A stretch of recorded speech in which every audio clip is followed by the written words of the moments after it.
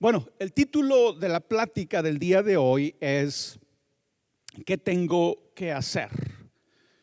¿Y qué tengo que hacer? Es una pregunta que se le hizo a Jesús. Se la hizo, dice la Biblia, un maestro de la ley. Cierta ocasión se acerca este maestro de la ley y le hace una pregunta a Jesús. Tristemente, esta pregunta no era del todo honesta, no era que el intérprete de la ley realmente quería saber algo, aunque al final recibe la respuesta correcta. Él estaba más probando a Jesús, quería comparar la interpretación que él tenía de la ley con la interpretación que Jesús tenía de la ley o de las escrituras. Pero la pregunta es muy interesante y la pregunta tiene que ver con qué tengo que hacer para obtener la vida eterna. ¿Qué tengo que hacer para entrar en la vida eterna? Así que vamos a tratar de contestar esta pregunta el día de hoy. Juan 10:10 dice: yo he venido para que tengan vida y para que la tengan en abundancia. Son palabras de Jesús.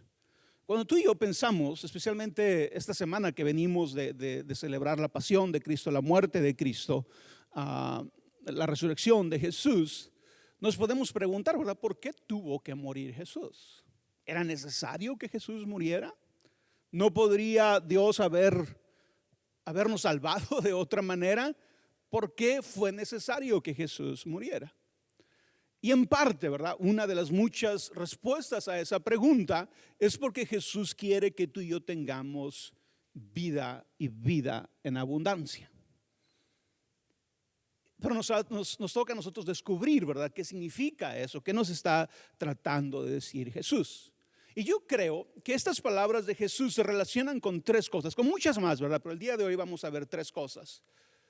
¿Cómo es que, o qué fue lo que Jesús hizo cuando Él vino? Y podemos verlo así. Jesús vino, número uno, a reconciliarnos con el Padre. Si tú y yo vamos a vivir una vida en abundancia, lo primero que necesitamos, lo más urgente que necesitamos es reconciliarnos con nuestro Creador, reconciliarnos con el Padre. Entonces Jesús vino a reconciliarnos con el Padre. Número dos, Jesús vino a darnos el amor para amar a nuestro prójimo. Y número tres, Jesús vino a restaurar nuestra habilidad de disfrutar la vida. A veces cuando tú y yo pensamos en la muerte de Cristo, nos imaginamos, ¿verdad?, a Cristo de un lado y al Dios de otro.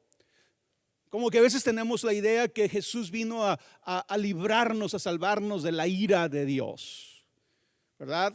Pero la imagen real que la Biblia nos muestra del sacrificio de Jesús es que Dios y el Hijo uno son, que la cruz es la evidencia y la muestra de amor no solamente de Cristo, sino del Padre mismo. Fíjate lo que dice 2 Corintios 5:19, dice: en Cristo, en su vida, en su muerte, en todo lo que tiene que ver con Cristo, Dios estaba reconciliando al mundo consigo mismo. Es a través de Cristo que Dios mismo nos reconcilia con Él. ¿Sí? Y es bueno que tú y yo tengamos esta perspectiva correcta de Cristo en relación al Padre, que es Dios mismo reconciliando al mundo con Él. Entonces eso es lo primero que Jesús quiere hacer en nuestra vida: reconciliarnos con Dios, unirnos a Dios, que podamos amar a Dios, podamos tener una relación con Dios. Pero también vimos, ¿verdad?, que quiere darnos el amor que necesitamos para amar a nuestro prójimo. Y la única forma en la que las Escrituras nos dicen que tú y yo vamos a amar a nuestro prójimo como a nosotros mismos es cuando nos sumergimos en el amor del Padre. Podemos decir que de sumergirnos en el amor del Padre surge el amor por nuestro prójimo. Cuando tú y yo experimentamos el amor de Dios sobre nuestras vidas, será más fácil que podamos amar a los demás. Especialmente cuando consideramos la forma en que Dios nos ama. La mejor manera que los teólogos han encontrado para describir el amor de Dios es un amor incondicional. Un amor que no lo podemos ganar, pero un amor que tampoco lo podemos perder. Dios nos ama. La frase famosa, ¿verdad? Es: no hay nada que tú y yo podamos hacer para que Dios nos ame más. Pero tampoco hay nada que tú y yo podamos hacer para que Él nos ame menos. Dios nos ama. ¿Sí? Y cuando tú y yo experimentamos el amor de Dios, nos sumergimos en ese tipo de amor, en ese amor incondicional, es que tú y yo vamos a poder amar a los demás. Ahora, si tú crees todavía que tú te estás ganando el amor de Dios, es el mismo principio que tú le vas a aplicar a las demás personas. Ellos se van a tener que ganar tu amor, porque es tu concepto del amor. Para ti el amor es algo que se gana. El amor de Dios te lo tienes que ganar. Entonces estás en todo tu derecho de esperar que las demás personas se ganen tu amor. Pero si cambiamos esa manera de pensar y decimos: no, es que el amor de Dios es incondicional, es que no me lo puedo ganar. Quiere decir que somos más libres para poder amar a los demás sin la necesidad de que se tengan que ganar nuestro amor. ¿Sí? Entonces, volviendo a ese principio, ¿verdad? De sumergirnos en el amor del Padre, surge el amor a nuestro prójimo. Y estas dos principales cosas, ¿verdad? El reconciliarnos con el Padre y el amar a nuestro prójimo, suenan muy espirituales. Y tal vez la tercera no suena tan espiritual, ¿verdad? Que Jesús vino a darnos la habilidad de disfrutar la vida. Pero si somos sinceros, creo que todos somos o estamos conectados con esta realidad, que queremos disfrutar la vida. Es más, cuando no disfrutamos la vida, todos reconocemos que algo está mal con nosotros. Especialmente si todo está bien en tu vida, o la gran mayoría de las cosas está bien en tu vida, ¿verdad? Y no estás disfrutando, te preguntas ¿por qué? Y a todos nos pasa. A mí me ha pasado infinidad de veces. Ha habido ocasiones en las que yo estoy con mi familia, estamos pasando un buen tiempo, hay risas, hay calor de hogar, y de repente me doy cuenta: no estoy disfrutando. ¿Por qué? ¿Por qué no estoy disfrutando? Y nos llama la atención ese sentimiento, ¿verdad? ¿Por qué no estoy disfrutando? Entonces, creo que hay una conexión y es espiritual el hecho de que Jesús vino a que tú y yo recuperemos la habilidad de disfrutar la vida. Pudiera, como dije, parecer que no es tan espiritual, o hasta podríamos pensar que es un poco egoísta cuando hablamos de disfrutar la vida. ¿Por qué tú vas a disfrutar la vida si hay tanta gente sufriendo en el mundo? No seas egoísta. Pero veamos lo siguiente: para disfrutar la vida es necesario realmente valorar todo lo que nos rodea y ver a Dios en ella. Creo que cuando tú y yo desconectamos el mundo, la creación, a las otras personas de Dios, es más fácil concluir que no necesitamos disfrutarlo.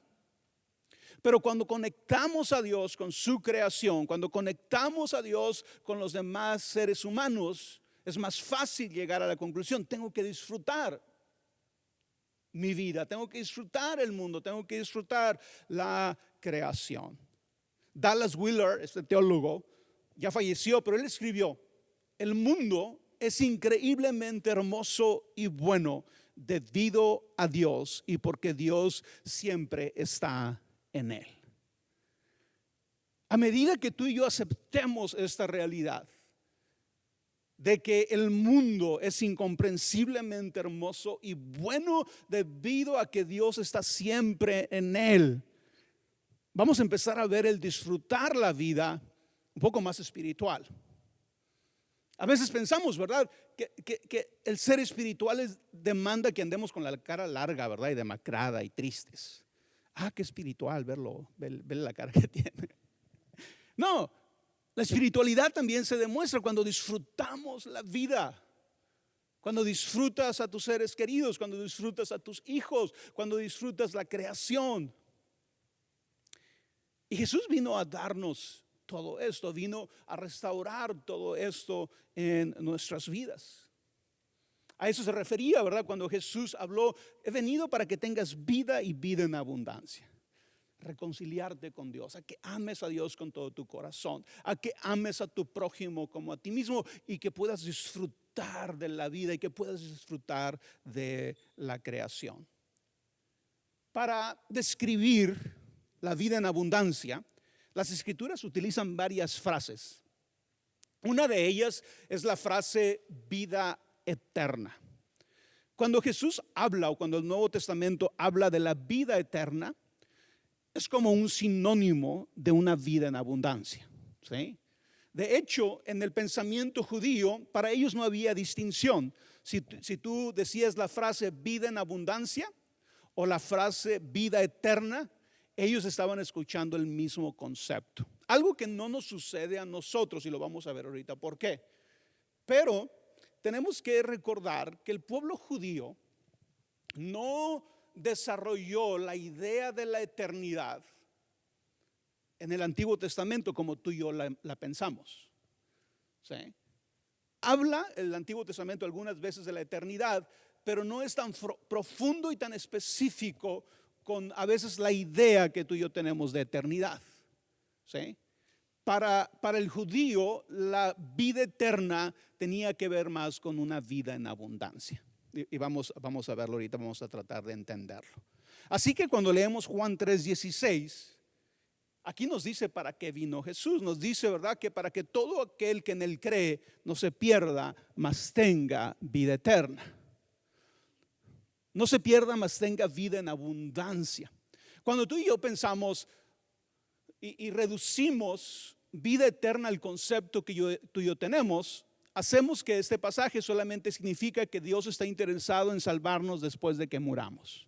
Esa es la única intención de Jesús. Esa es la única intención de Dios. Ese es el único interés de Dios, salvarte para que el día que mueras vayas al cielo. No importa cómo vivas, no importa cómo te vaya aquí en la tierra. Lo único que Dios quiere es salvarte para llevarte al cielo.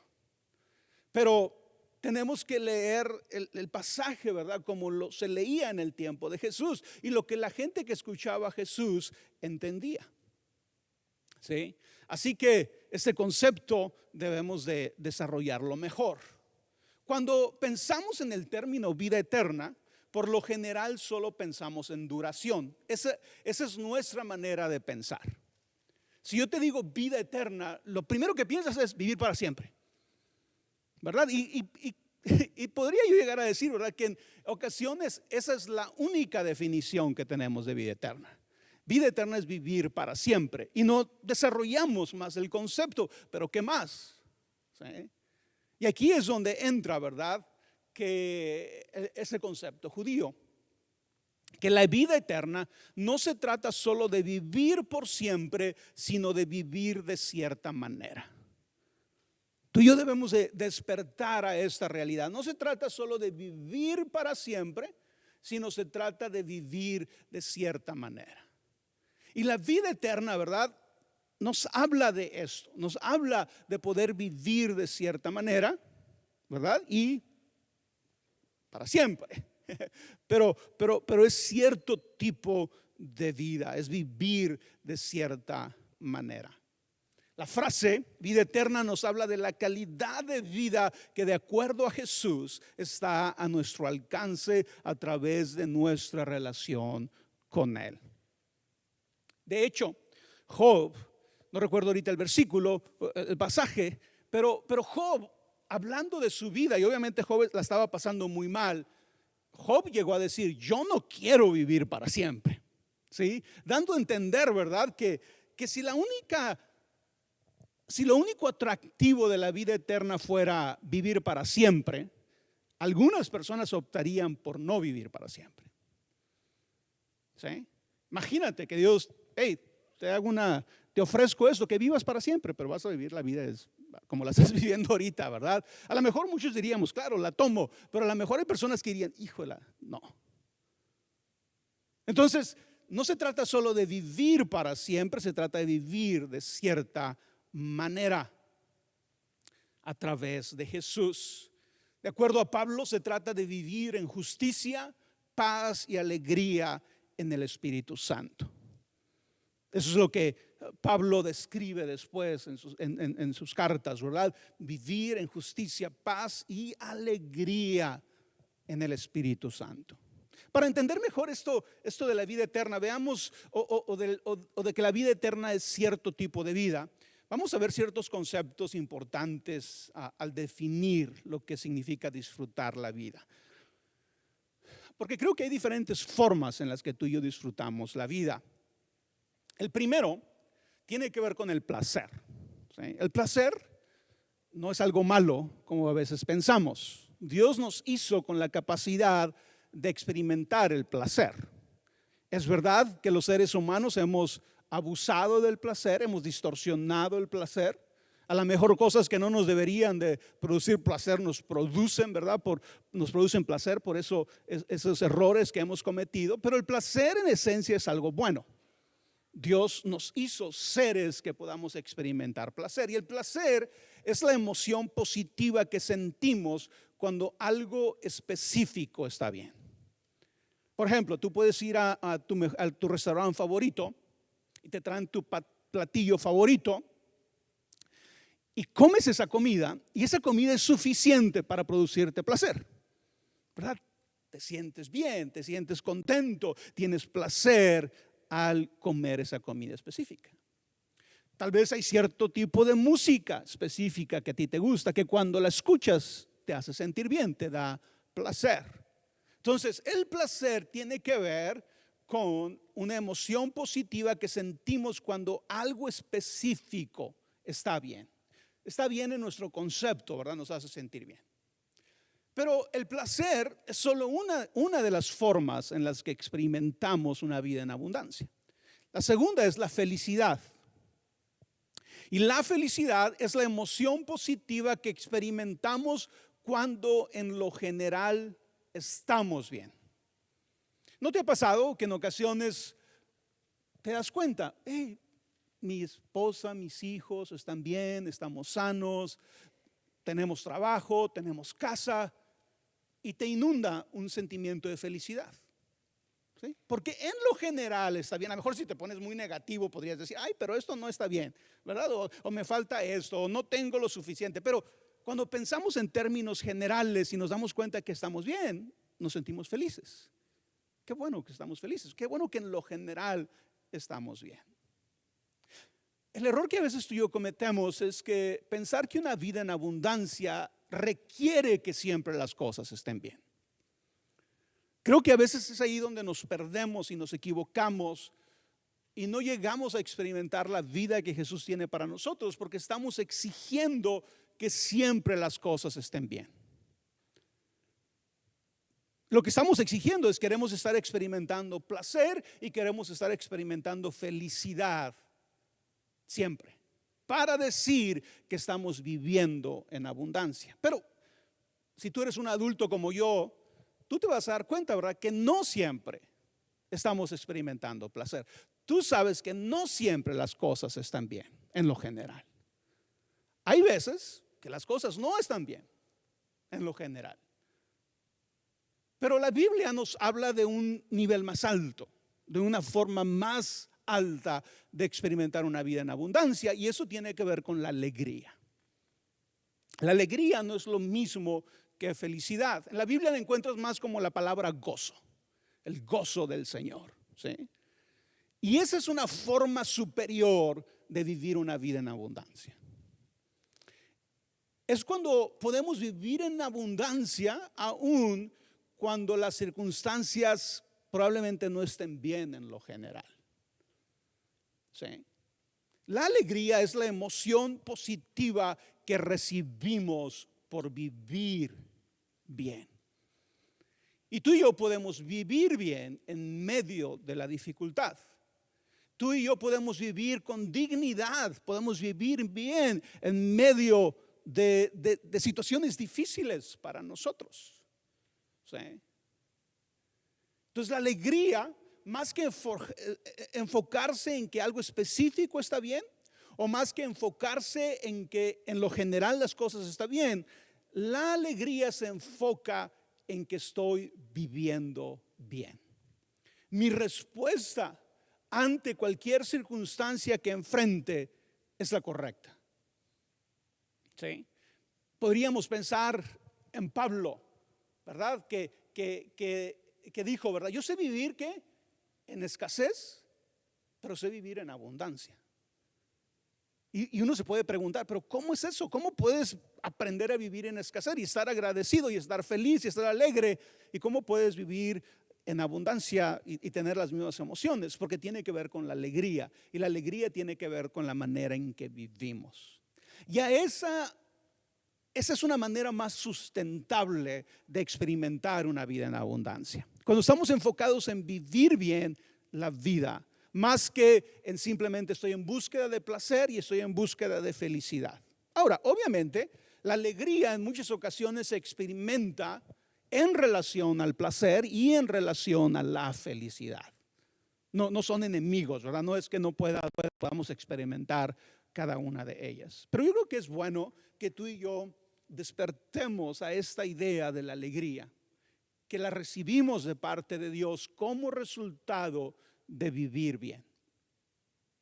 Yo no sé, ¿verdad? Pero estas historias no faltan. Historias de personas que tal vez, si tú juzgas dónde viven, lo que tienen, tú dirías, esas personas están muy mal, ¿verdad? No están bien económicamente, viven en ciudades o en países donde hay mucha pobreza, hay mucha necesidad, y de repente se hacen estudios de alegría y resulta que están más alegres que nosotros. Y no tienen el dinero que tú y yo tenemos, no tienen las casas que yo y tú tenemos, no tienen los carros que tú y yo tenemos. Tendrían dificultades que para nosotros nos desmoronarían. Dice un trabalengua, ¿no? ¿Cuál es la razón? ¿Por qué pueden estar alegres? Y tal vez tiene que ver con eso, ¿verdad? Están más enfocados en la manera en que están viviendo, en vivir bien a pesar de las dificultades, que simplemente estar exigiendo siempre que todo esté bien. ¿Sí? Entonces, es bueno que abracemos ese concepto de la alegría. Ahora, volviendo al tema de la vida en abundancia o de la vida eterna. En el concepto judío, la vida eterna, la vida en abundancia, no está enfocada solamente en la vida después de la muerte. Está hablando de la manera en que vivimos aquí en la tierra, de cómo experimentamos la vida desde hoy. Es también, ya en el concepto de Jesús, una vida a la cual podemos accesar a través de una relación personal con Él. Así que surge la pregunta, ¿verdad? ¿Cómo podemos empezar a vivir esta vida?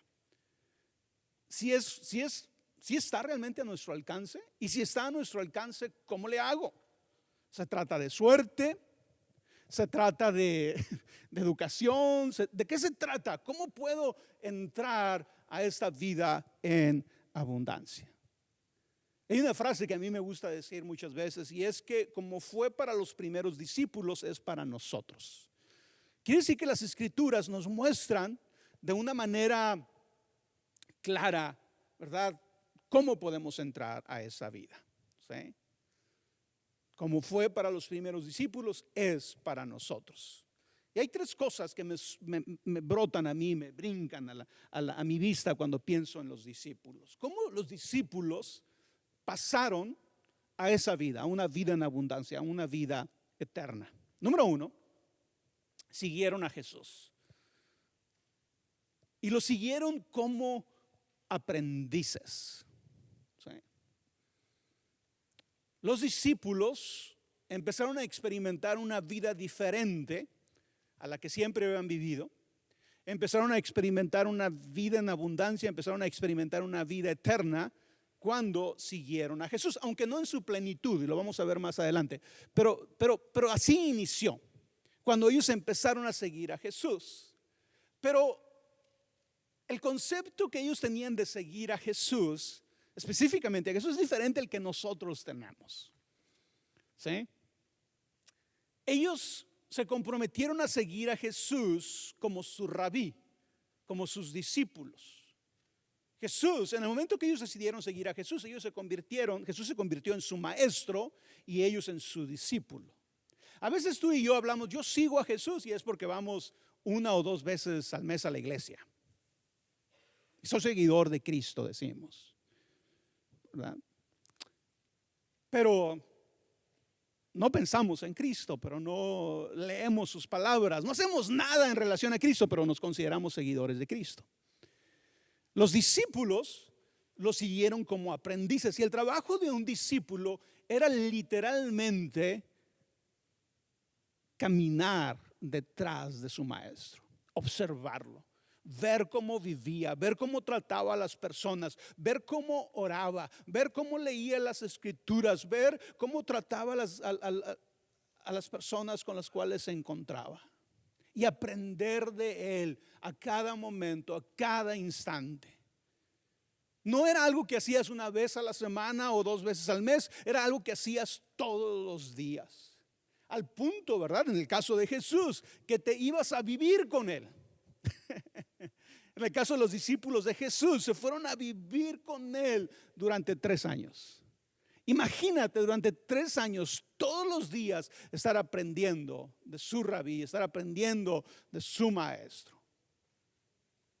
¿Sí? Quiere decir que si nosotros vamos a entrar a una vida en abundancia, tenemos que seguir a Jesús, pero desde la perspectiva de sus discípulos, desde la perspectiva de los judíos. A veces puede pasar un año y volteas a ver este año que pasó y piensas, ni crecí, ni aprendí. Y tal vez tenga que ver con que no estás siguiendo de la manera correcta. Sí, vienes de vez en cuando a la iglesia, pero estás siguiendo a Jesús, estás observando su vida, te metes a las escrituras y analizas cómo Jesús actúa, cómo Jesús habla, cómo Jesús perdona, cómo Jesús abraza a las personas, cómo es misericordioso. Estamos metiéndonos a esos pasajes. Siempre les recomiendo, ¿verdad? Siempre que leas un pasaje, especialmente los evangelios, métete en la historia. Identifícate con los diferentes actores que están ahí, con las diferentes personas que están ahí. No siempre te identifiques con el bueno. En ocasiones vas a ser el bueno de la historia, en otras ocasiones no eres el bueno de la historia, tienes que identificarte con el otro. Pero tenemos que encontrarnos en esos pasajes y dejar que la vida de Jesús nos hable y nos transforme a nosotros. ¿Sí? Debemos de aprender de su vida en la tierra. Creo que a veces una de las fallas que tenemos como cristianos es que no dejamos que el Jesús que vivió en la tierra nos hable. Pero tenemos que aprender de ese Jesús. No es la única forma en la que debemos de aprender de él, pero tenemos que aprender de él. Él vivió de cierta manera. Él trató a las personas de cierta manera. Él hizo las cosas de cierta manera. Tenemos que aprender de él. La verdad es que en muchas ocasiones lo que tú y yo vemos en la actualidad como cristianismo y como muchos cristianos actúan, si los ponemos a un lado de Jesús, la mayoría de nosotros diríamos, no se parecen a Jesús. Se dice que Gandhi decía que él admiraba mucho a Cristo, pero que tenía algo que decir. Es decir, lo único que no me gusta del cristianismo es que los cristianos no se parecen a su Cristo. Wow, qué difícil, ¿verdad? Que se dijera algo así de nosotros. Verlo de una manera más personal, que alguien te pudiera decir a ti personalmente, a mí personalmente, oye, me gusta. Cuando leo las historias de Cristo, me gusta Cristo, me gusta quién Cristo es, me gusta cómo Cristo actuó. Pero cuando te veo a ti, tú no te pareces a tu Cristo, ¿verdad? Y la verdad, todos somos culpables de eso en cierto nivel, hasta cierto punto. No nos parecemos a Cristo. Y regularmente es errar del lado de la gracia. Es errar del lado del amor y de la gracia de Jesús. Entonces tú y yo tenemos que aprender de la vida de Cristo. Y esto es muy objetivo, esto es muy directo. Aprendamos de la vida que Jesús vivió. Número 2, creyeron en Él. Creyeron en Él como el Hijo de Dios. Y esto significó una evolución en el concepto que ellos tenían de Jesús. Los discípulos tuvieron una especie de doble conversión. Primero, lo siguieron como rabí, como maestro. Algunos de ellos lo estaban siguiendo como el Mesías que venía a establecer un reino terrenal también. Este tipo de discípulos estaban siguiendo a Jesús. Número 1, eran aquellos que querían aprender de Él como un rabí. Es un buen maestro, es un buen intérprete de la ley, me va a enseñar bien a interpretar las escrituras, voy a seguirlo. Pero otros lo estaban siguiendo como un libertador político que venía a establecer el reino del pueblo de Israel. ¿Sí? Pero tuvo que haber una evolución en sus vidas y tuvieron que dar el paso de ver a Jesús, de creer en Jesús como el Hijo de Dios. Mientras creían en Jesús como su maestro, mientras creían en Jesús como un libertador político, sí, sus vidas mejoraron, sí, sus vidas cambiaron. Pero no experimentaban todavía en plenitud una vida en abundancia, una vida eterna. Todavía no experimentaban la vida que Jesús les había prometido. Pero mientras seguían a Jesús, mientras rehusaron abandonar a Jesús, el Padre les reveló su verdadera identidad. De repente, Jesús dejó de ser solo un rabí, dejó de ser solo un libertador nacional y lo conocieron como el Cristo, el Hijo del Dios viviente. Seguir a Jesús es lo que nos puede llevar a que el Padre nos revele la verdadera identidad de Cristo, que Cristo es el Hijo de Dios. No es suficiente.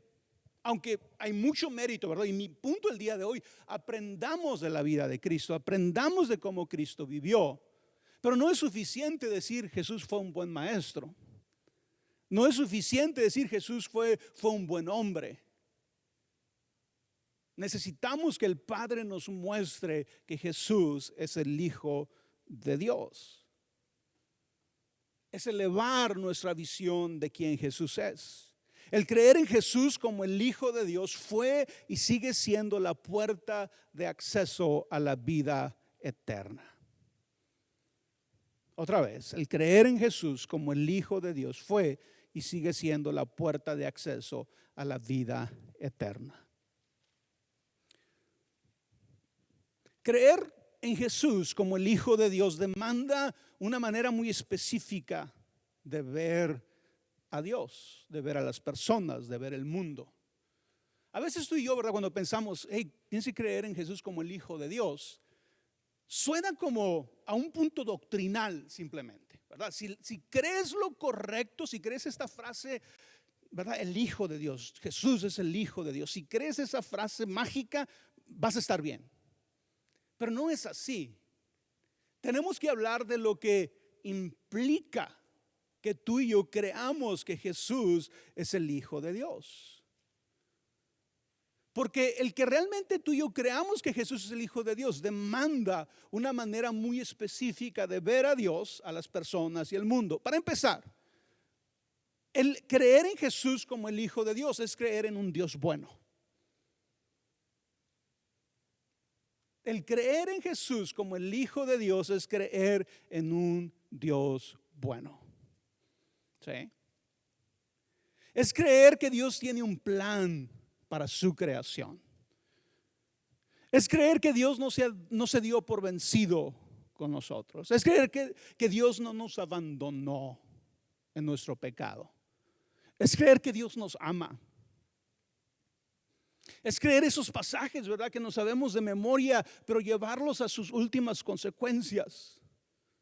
Es creer que realmente Dios nos amó de tal manera que dio a su único hijo para salvarnos, para darnos vida eterna, para darnos vida en abundancia. Entonces, el creer que Jesús es el Hijo de Dios no es simplemente creer un punto doctrinal, es cambiar tu manera en la que ves el mundo. Qué hermoso es poder decir que yo crea que Jesús es el Hijo de Dios. Me habla de que Dios es bueno. Me habla de que Dios tiene un plan para mi vida. Me habla de que Dios tiene un plan para su creación. Que Dios ama a las personas. Wow, ¿verdad? O sea, va más allá que simplemente creer una frase porque se escucha bien. Número 3, obedecieron sus palabras.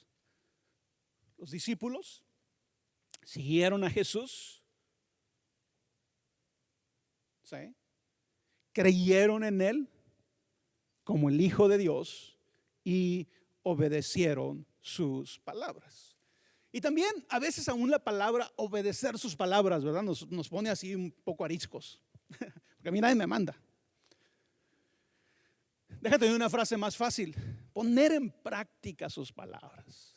Porque de hecho, en el Sermón del Monte, eso es lo que Jesús dice, más que obedecer sus palabras. El que no pone en práctica mis palabras es como un hombre necio que edificó su casa sobre la arena. Entonces, si te hace sentir más fácil, más cómodo el decir simplemente poner en práctica, utiliza esa frase: poner en práctica sus palabras. Pero para aquellos más maduros, obedecieron sus palabras, ¿sí? Tú y yo necesitamos obedecer las palabras de Jesús si vamos a experimentar la vida en abundancia, la vida eterna. Y termino con esto, termino con el pasaje al cual hice referencia de este experto de la ley que se acercó a Jesús a preguntarle qué tenía que hacer. Vamos a leer Lucas 10 del 25 al 28. Dice: se presentó un experto en la ley y para poner a prueba a Jesús le hizo esta pregunta: Maestro, ¿qué tengo que hacer para heredar la vida eterna? Jesús replicó: ¿qué está escrito en la ley? ¿Cómo la interpretas tú?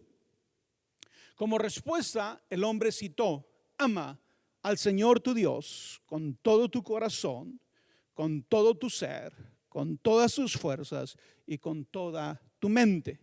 Y ama a tu prójimo como a ti mismo. Bien contestado, le dijo Jesús. Pero aquí aprendemos algo, ¿verdad? No se trata solo de contestar bien. Se trata de poner en práctica. Haz eso y vivirás. No es suficiente con que tengamos la respuesta correcta. Haz eso y vivirás. Pero lo que me llama la atención es que Jesús le dijo: haz eso y cuando te mueras vas a ser salvo. No, haz eso y vivirás. Vas a empezar a vivir hoy. Hoy vas a empezar a experimentar la vida eterna. Hoy vas a empezar a experimentar una vida en abundancia. Porque la vida en abundancia nace, empieza, se desarrolla cuando amamos a Dios con todo nuestro corazón y cuando amamos a nuestro prójimo como a nosotros mismos. Fuera de esto no podemos vivir en abundancia. Podemos vivir religiosamente, podemos vivir legalistamente, podemos vivir con una especie de cristianismo, pero no será vida en abundancia. El único camino para vivir vida en abundancia es a través de Cristo, amando a Dios con todo nuestro corazón y a nuestro prójimo como a nosotros mismos. Haz eso y vivirás. Realmente disfrutarás de la verdadera vida. En otras palabras, no vas a empezar a disfrutar la vida hasta que ames a Dios y ames a tu prójimo. Y vamos siendo honestos. Cada vez que nosotros identificamos algo en nuestra vida que nos roba el disfrutar, probablemente tenga que ver con que no estamos amando a Dios con todo nuestro corazón y no estamos amando a nuestro prójimo como a nosotros mismos. El obedecer sus palabras es la manera en que entramos a la vida que Jesús quiere para nosotros. Eso fue lo que se requirió de los primeros discípulos y es lo que se requiere de nosotros. Ahora, Jesús obviamente dijo muchas otras palabras. Hay muchos otros mandamientos que Jesús nos dio. Pero si podemos reducir los mandamientos de Jesús a algo, Jesús nos diría: enfoca tu vida en amar a Dios con toda tu alma, con todas tus fuerzas, con toda tu mente, y a tu prójimo como a ti mismo. Pero qué importante es que tú y yo podamos seguir a Jesús con una intención real de aprender de Él. Tal vez si abrazas este concepto, aún el leer los evangelios se puede volver una experiencia totalmente diferente para ti. A lo mejor hasta ahorita lees los evangelios y te enfadan. Ay, qué enfadoso está eso. Pero a lo mejor no lo estás leyendo bien. ¿Qué tal si los empiezas a leer como un verdadero discípulo, como un verdadero seguidor de Jesús que quieres aprender de Él? ¿Qué tal si le empezamos a pedir a Jesús, al Padre, que nos revele a Jesús como el Hijo de Dios? Porque la Biblia dice, ¿verdad?, que la única forma por la cual los discípulos pudieron ver a Jesús como el Hijo de Dios es porque el Padre se lo había revelado. Se tomó algo más que simplemente observar la vida de Jesús en la tierra para llegar a la conclusión de que Él era el Hijo de Dios. El Padre se los reveló. Es ahí cuando tú y yo nos abrimos a que Dios haga en nosotros lo que nosotros no podemos hacer y le pedimos: Señor, revélame a Jesús como el Hijo de Dios. Pero otra vez, ¿verdad? Quiero hacer énfasis en eso. No es suficiente con ver a Jesús como un buen maestro, que lo es. No es suficiente con ver a Jesús como un gran intérprete de la Biblia, de la ley, aunque lo es. Como un gran maestro, como una muy buena persona, aunque lo es. Necesitamos verlo como el Hijo de Dios.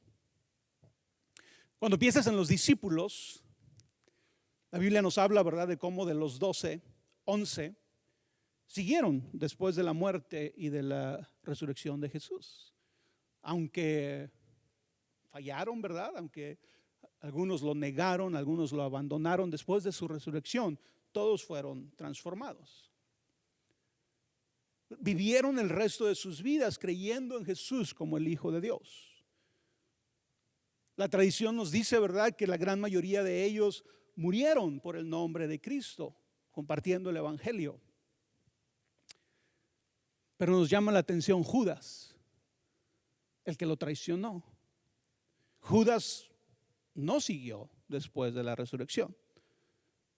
Judas no se convirtió en uno de los que predicó a Cristo hasta los últimos lugares de la tierra. ¿Por qué? Porque Judas se mantuvo creyendo en Jesús solo como un libertador político. Judas creyó en Jesús hasta cierto nivel nada más. Regularmente tú y yo cuando pensamos en Judas, y porque la Biblia nos da cabida a eso, el lenguaje que la Biblia que utiliza de Judas es muy fuerte. Pero muchos teólogos, cuando hablan de Judas y tratando de poner una mejor luz sobre Judas, se preguntan por qué Judas actuó de la manera que actuó. Porque si recuerdas, ¿verdad?, Judas traiciona a Jesús, pero luego se arrepiente de haberlo traicionado. Quiere decir que cuando Judas va y traiciona a Jesús, él tiene una expectativa de lo que va a suceder.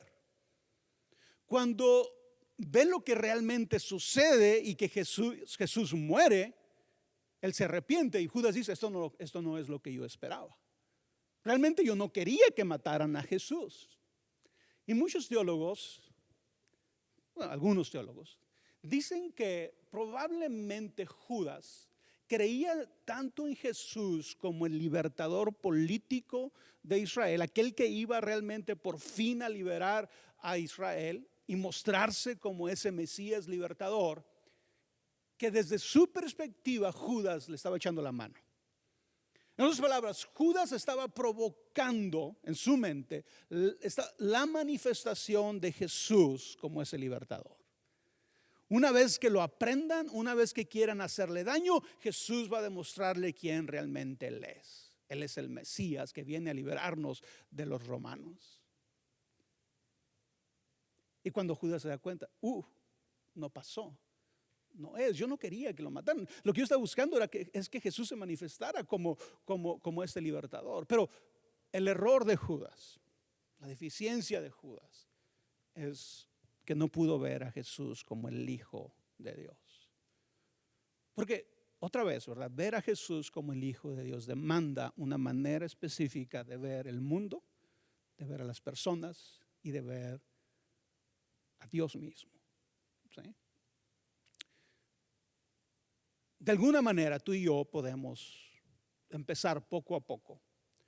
Si queremos entrar a esta vida que Jesús dice que está a nuestro alcance, sigamos el ejemplo de los discípulos. Como fue para ellos, es para nosotros. Sigámoslo. ¿Sí?